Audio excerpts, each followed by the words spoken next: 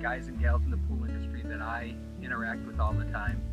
And I imagine it's most people doing business and out there hustling and making it happen.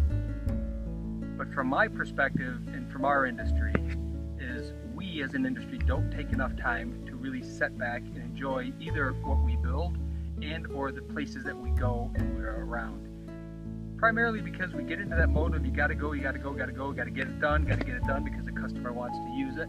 So we get into that mode and we oftentimes forget how important it is to find a place that you can connect with and relax. Well, for me, it's here, Superstition Mountain in the Phoenix area. Love it. Love to be in it, feel it. I would spend hours and hours and hours if I could. And again, there's that calling. I have to get back because I have another conference to get to. I have another thing to do.